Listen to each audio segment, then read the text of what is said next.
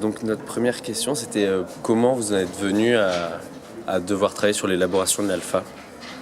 Donc en fait au départ je faisais de l'observation de comportement sexuel Ok. et donc on faisait des observations un peu comme vous mais on faisait ça toutes les 4 heures pendant toute une semaine donc c'était assez contraignant et donc François Wauquiez à l'époque a eu l'idée d'essayer d'automatiser donc il a eu cette idée de l'alpha donc ça c'était en 2002 D'accord. donc le premier prototype il a été créé en 2003 et puis après on s'est rendu compte qu'il pouvait être utile aussi pour suivre l'apparition de la cinétique de chaleur de brebis et que donc on pouvait, en le couplant à un effet mâle, essayer de savoir à quel moment on allait inséminer les brebis et donc essayer de faire de l'insémination animale sans hormones pour les éleveurs bio.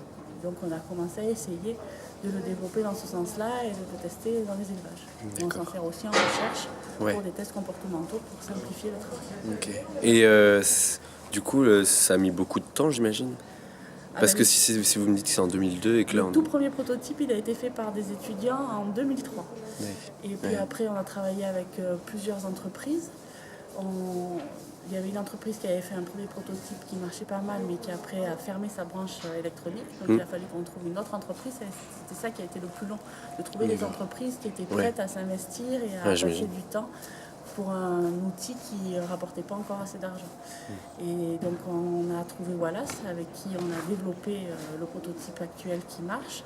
Et donc le premier prototype qui a vraiment marché, c'était en 2013. À partir de 2013, on a commencé à faire les essais chez les éleveurs ou dans des domaines expérimentaux. D'accord. Et comment marche l'alpha concrètement? Donc l'alpha, en fait, c'est un harnais en cuir qui a une forme de T, qui ressemble un peu aux harnais marqueurs qui sont classiquement utilisés dans les élevages, qui est porté par le bélier.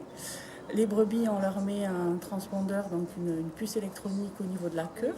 Et quand les béliers vont chevaucher la brebis, il y a une poire à pression au niveau du T de l'alpha qui va déclencher la lecture de la puce électronique qui est sur la queue de la brebis par l'antenne de l'alpha. Et ce numéro va être enregistré avec la date précise du chevauchement, donc l'heure exacte à la seconde près. Et c'est ces enregistrements qui vont nous permettre de voir la cinétique d'apparition des chaleurs et de savoir quand la brebis est en chaleur et quand est-ce qu'on peut l'inséminer. Comment après on obtient les résultats sur un ordinateur, j'imagine? Donc après, on a soit avec un ordinateur, soit avec une tablette. On a une antenne qu'on branche sur cet ordinateur ou cette tablette qui nous permet de communiquer à distance avec les alphas et de récupérer les données sans avoir à désharnacher les béliers et à récupérer les alphas. Donc on peut tous les jours ou même plusieurs fois par jour récupérer les données sans avoir à attraper les béliers. On peut le faire à distance. Alors pas à 1 kilomètre, mais à l'extérieur de la bergerie, on peut communiquer avec les alphas sans perturber les animaux. D'accord. Est-ce que c'est, je sais pas, s'il y a des projets de faire des applications pour que ce soit plus... Donc oui, donc là on travaille pour automatiser l'analyse des données. Donc on a déposé des projets, des demandes de financement et on travaille avec des étudiants de l'école de Montpellier Polytech qui sont des informaticiens pour créer une interface web qui va automatiquement récupérer les données des alphas, les traiter avec l'algorithme et nous renvoyer la liste des brebis à inséminer.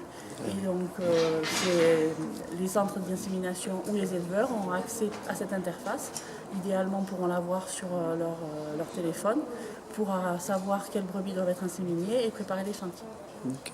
Et on pourrait se demander, est-ce que ça gêne les béliers, le dispositif, ou pas du tout? Déjà, traditionnellement en élevage, il y avait quand même pas mal d'éleveurs qui pouvaient utiliser le harnais marqueur, donc c'est à peu près la même forme. Et on a, dans la forme du harnais, quand on l'a développé, on a fait attention à ça, que ça entrave pas le comportement des animaux et que ça les perturbe pas. Donc là, même au début, ils connaissent pas, donc ils sont pas toujours faciles à équiper parce que c'est des béliers. Mais assez vite, ils comprennent que quand ils ont le harnais, ils vont voir les brebis. Donc c'est un intérêt pour eux et ils sont plutôt assez dociles pour se laisser équiper. Ok. Bon bah merci.